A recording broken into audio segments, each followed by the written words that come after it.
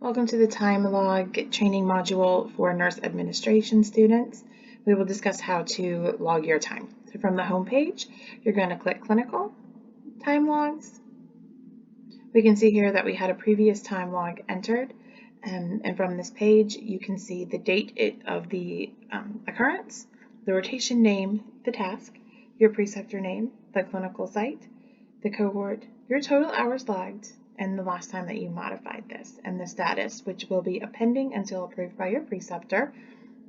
And to add a new case log, you will click the green Add button, the date that you saw the patient or that you had the occurrence. So let's say that it was on December 2nd. You can also click the calendar on the right-hand side, the rotation,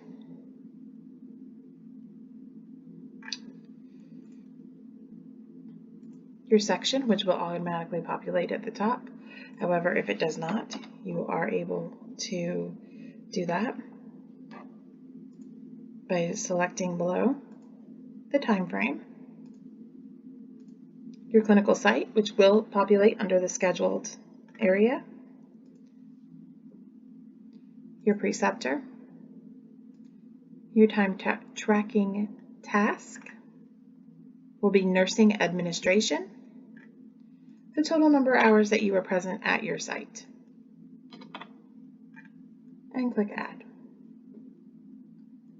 We can see here we've now added this time log. If you need to go in and edit it for any reason, you would click the left box here, Actions, and Edit. You could make any changes from there.